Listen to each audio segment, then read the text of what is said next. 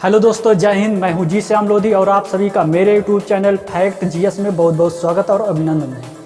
तो आज के सेशन में हम डिस्कशन करने वाले बहुत ही महत्वपूर्ण टॉपिक पर, जैसा आप भारत और पाकिस्तान या रूस और यूक्रेन के बीच जब युद्ध होता है तो आप सोचते होंगे कि रूस यूक्रेन पर परमाणु हमला क्यों नहीं कर देता।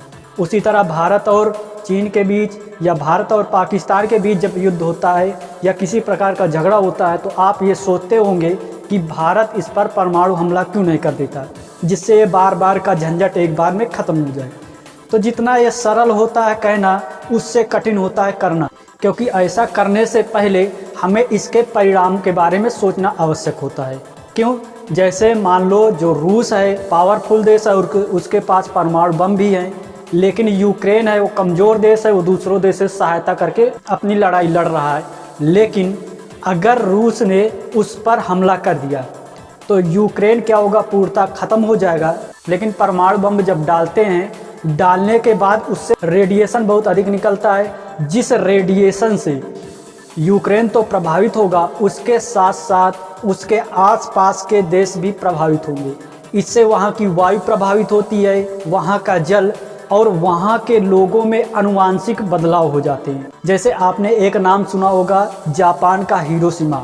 वहाँ पास अमेरिका ने 1945 में एक परमाणु बम डाला था, तो उसके प्रभाव आज भी देखे जा सकते हैं।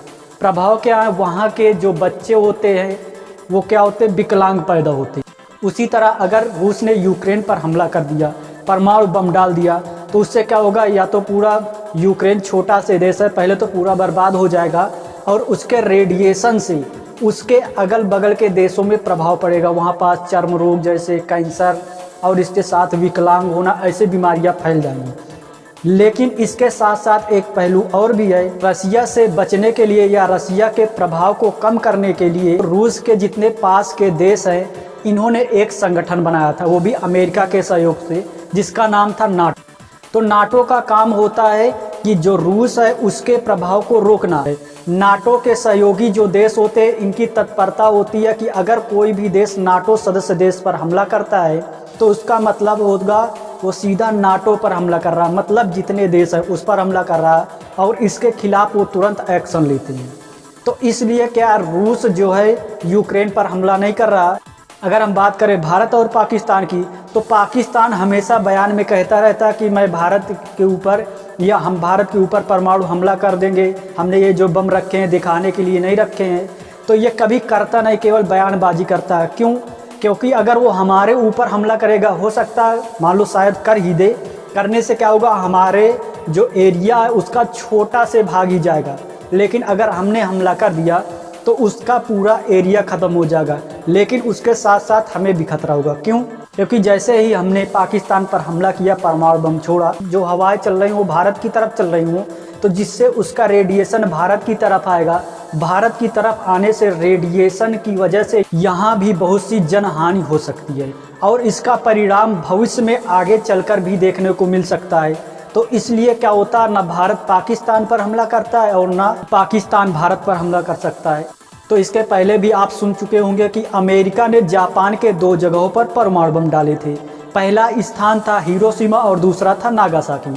हिरोशिमा में 6 अगस्त को और नागासाकी में 9 अगस्त 1945 को बम डाले गए थे। पहले बम का नाम था लिटिल बॉय, दूसरे का नाम था फैटमैन।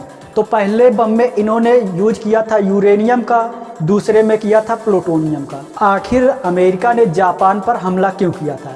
तो इसके पीछे बहुत कारण है, तो इसके बारे में अगली वीडियो में बताएंगे। तो अमेरिका ने जो हमला किया था जापान पर, तो ये चाहता था कि हमने जो बम बनाए हैं तो उसका टेस्टिंग भी हो जाए और इसके साथ साथ उनके बीच जो युद्ध हो रहा था वो भी ख़त्म हो जाए। तो इसलिए इन्होंने क्या किया था, अमेरिका की तरफ से पहले एक बम गिराया जाता है जिस पर यूरेनियम यूज किया जाता है, तो इससे क्या होता है, थोड़ा कम हानि होती है। लेकिन जो दूसरा बम था इस पर प्लूटोनियम यूज किया जाता है, तो अमेरिका चाहता था इन्हें चेक करना और चेक करने का सही मौका भी मिल गया। और इससे क्या था, उस समय जो जापान था उसके पास कोई भी ऐसे बम नहीं थे जिससे वो हमला कर सके।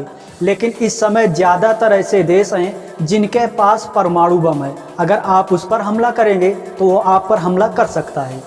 मान लिया जाए अगर रूस ने यूक्रेन पर परमाणु बम डाल दिया तो इसके लिए होता है यूनाइटेड नेशन। तो ये क्या होगा, यूनाइटेड नेशन में मामला जाएगा और यूनाइटेड नेशन क्या करेगा, इसके खिलाफ कार्रवाई कर सकता है। कार्रवाई में क्या कर सकता है, क्या रूस के साथ जितने भी व्यापारिक संबंध, राजनैतिक संबंध या इसके साथ साथ उसका वीटो जो पावर है इसको भी छीना जा सकता है। हमला होने के बाद जितने भी देश हैं या जितने भी देश यूनाइटेड नेशन से जुड़े हैं ये इसका क्या करेंगे, विरोध करेंगे। हो सकता है इनके यहाँ से जो तेल आता है इसको खरीदना बंद कर दें।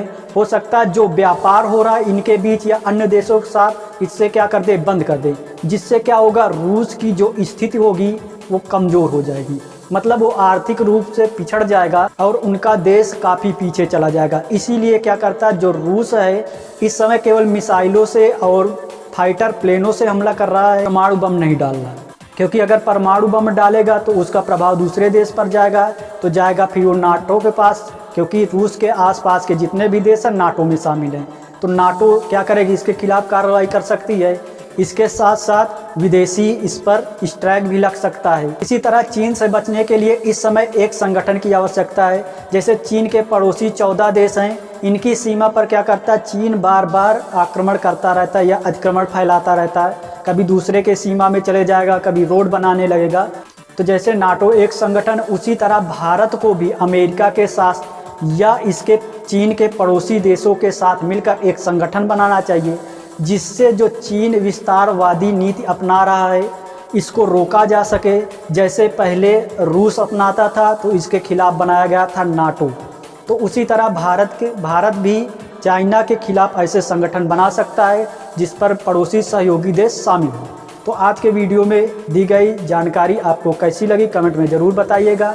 अगर आपने हमारे चैनल को सब्सक्राइब नहीं किया तो सब्सक्राइब कर लें, जिससे इस तरह के जो वीडियो हम अपलोड करते रहते हैं या नई नई जानकारी आपके लिए साझा करते रहते हैं, जिससे आपको ये नोटिफिकेशन सबसे पहले पहुँचे।